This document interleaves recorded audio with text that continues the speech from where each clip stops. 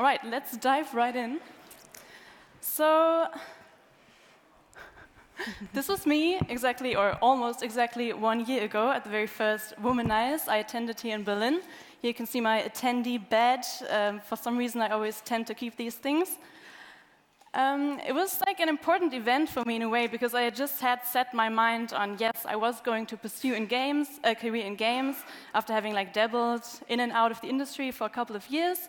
I finally came to that conclusion for myself, and I was excited to connect with like-minded people and maybe even, make those connections that could lead to my first proper full-time job within the industry. But then a well-meaning question by the conference staff, so I have to work out like how hard I have to press this button. Okay, nearly caused an identity crisis for myself. And that question was, which profession should we add to your badge? So as you can see, my badge here just says my name really plainly, nothing like no fancy title or anything. And I wasn't really prepared for that question. I didn't know what to say, so my reaction was to just be like, And I gave it some thought. Like the most technically correct reply would have been games writer, because at the time I was working as a freelance writer for mobile games, like very story-driven mobile games. So I was writing romantic stories aimed at teenage girls. It was a fun gig. I could have also maybe said game designer, because back in the days I did a 6-month internship in game design, and I also worked as a working student in game design for quite some time.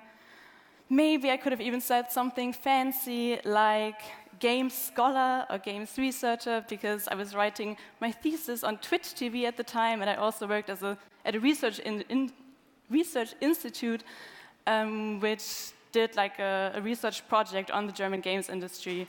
And a part of me even wanted to say that I'm an aspiring games music producer, because I'm like a passionate hobbyist musician. So part of me still wanted to do that, even though this might not be like the most realistic prospect for me.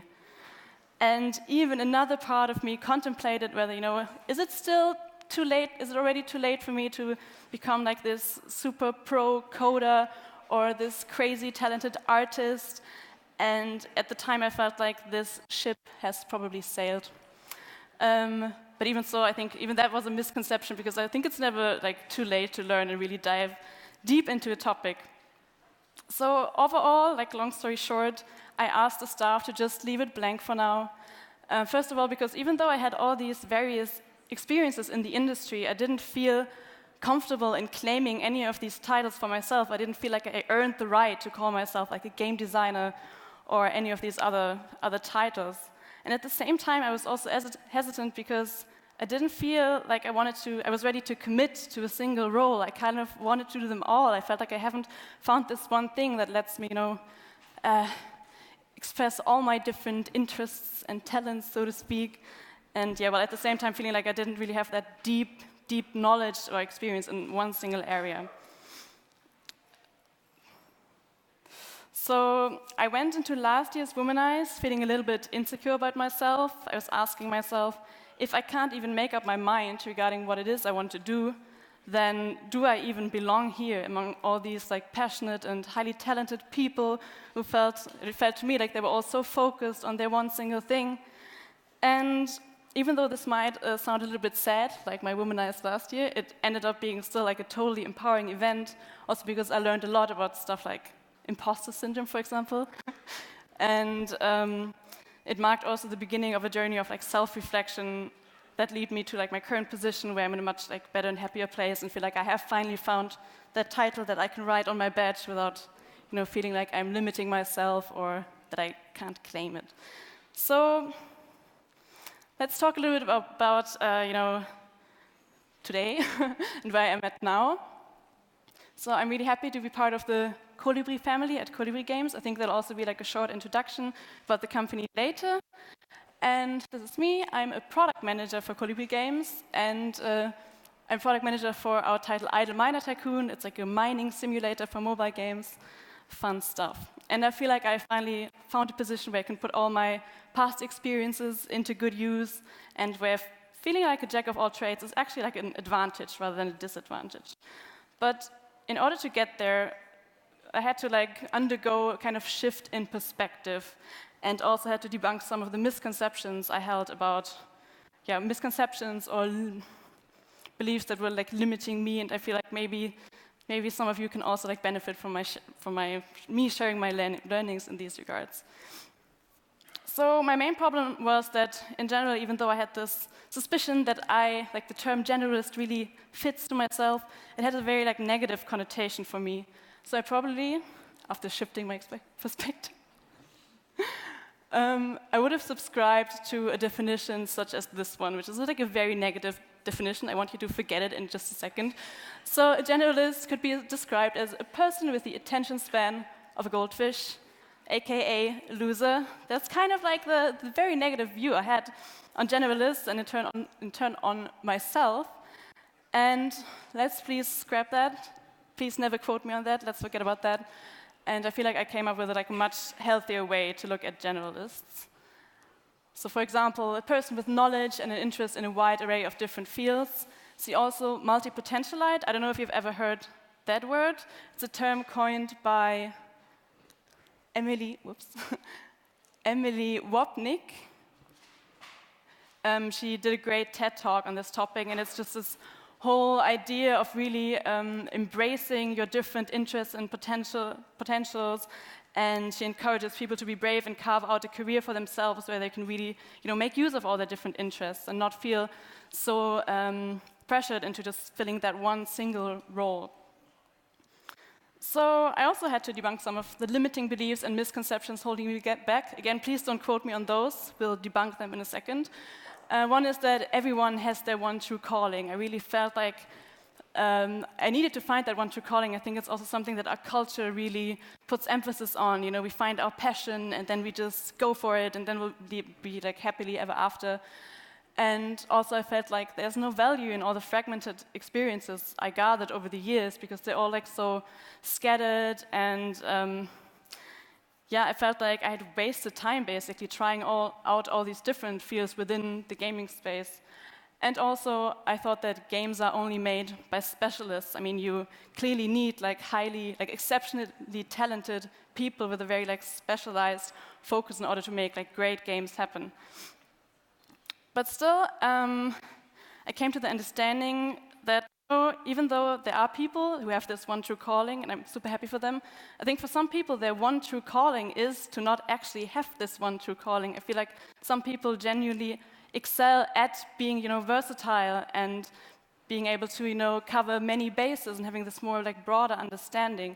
And it can be very like beneficial to actually embrace that if this is something that you recognize within yourself. And also I learned that like all the experiences I gathered, they really shape my unique perspective, and that this weird cocktail of game experiences or gaming-related experiences that I had gathered over the year was what made me unique, and I should like just stop looking at them at wasted time. Like no experience is ever wasted. You can always apply it in another context to something new. And that also making great games requires generalists too. And if you just think about it for a second, it makes complete sense, because if you have all these different people from different disciplines who are like really focused on their one craft, you need people who are able to like build the bridge and have the bigger picture in mind, being able to connect the dots and just represent like the overall vision. And for example, if you have someone like an artist who really, like this is a bit simplified, maybe for her or him, the main criteria is aesthetics or beauty, and then you have a programmer who is maybe more focused on stuff like efficiency. Like obviously you will need people to kind of bring this all together. So I think this is where generalists or jack of all trades can really excel. So I would even argue that, generalists are actually specialists in a certain way in these things. They have like certain superpowers, like being adaptable and versatile, and they're also like really good at jumping on new topics and learning quickly, because they've probably like been beginners before, because they have all these different interests and they're used to diving into topics that they don't know so much about. And like I already said, they're good at seeing the bigger picture, connecting the dots, thinking outside the box, and this is also where a lot of like innovation can happen. If someone has insights into different disciplines, they can find that one thing that like the people just focus on their discipline maybe couldn't come up with because they lack this broader picture. And they're good at facilitating communication across disciplines, which is also something I already briefly touched. So I still haven't figured out where I should point this thing in order for it to move forward. Okay, so now I want to talk a little bit about my role as a product manager at Kolibri Games, just to give you an example how I feel like I can actually put those generalist superpowers that I only discovered now to use. So as a product manager, I'm responsible for the overall business success of our game, and my tasks related to that are super versatile. So in a single day, I might, for example, prioritize tasks for the development team, communicate with external partners, like for example with Google, because we want to get featured in the Play Store, something like that. I might coordinate sound and music production, analyze KPIs to make sure the performance of our games is looking good, everything is healthy, or plan awesome events for a live ops schedule for the game. And with all these different tasks, I can really draw from all these various experiences I used to see as worthless, and which all then in turn make me a better product manager. So for example, just the fact that I am a hobby musician really helps me when I try to communicate the requirements of the music or the sounds we need to our sound designer. Or that I used to study sociology makes me better at analyzing KPIs and working with data. So this is just an example, product management. In general, I feel like if you identify as a generalist and you feel like you want to spend some time looking really for a role in the industry that could work for you, I feel like roles in production are really high up there. I can speak from experience, because they are so versatile in their tasks, and they require you to have this bigger picture and not get too focused on the little things, on the details, but just keep the bigger picture in mind. So roles in production, which could come with names such as product manager. In some companies, they're producers or product owners. These terms also vary from company to company, what exactly they mean. But I feel like these are really roles suited for the generalist. Another idea would be to look at hybrid roles. Please take this with a grain of salt, because in order to be, for example, a technical artist, you also need to be heavily specialized. But I think this could be a great option for someone in the industry who already found their specialist role, but isn't really satisfied because they feel they still want to branch out and also be involved in other disciplines. Maybe it would be a good idea for you to look out for these hybrid roles, which really also bridge the gap between, maybe in the case of technical artists, feel kind of opposing disciplines, and that's where you can then really shine. Or another idea would be to look at smaller studios, indie game studios, or startups, like Kolibri Games also used to be, and I also talked to some people who were there from the beginning, and they confirmed this, that in these environments, you're pretty much forced to wearing many different hats. So if you ever wanted to be a game designer who also has to do some accounting or recruiting, then this might just be the environment for you to really explore many different fields. Another idea would be to pursue opportunities to try out your various interests outside of work, and for that I can also really highly recommend game jams. So for the last game jam we had at Kolibri Games, I decided to just do music. But this is also a great environment to also wear many different hats at the same time. And this is just to give you some ideas. I'm sure there are many other roles. For example, I could imagine recruitment being also a role where you can really shine if you have gathered many different fragmented experiences, as I called them before. I just want to give you some encouragement if you also identify with terms like jack of all trades or generalists, that there are roles out there. You just have to maybe look a little bit more for them. But I'm confident that everyone then can find their place within the industry. So I would end with the words, don't shy away from embracing your inner chameleon. So this is also why I added the chameleon to the generalist slide definition before, because this is all about being versatile and adaptable, and this can be your specialty. So that's it from my side.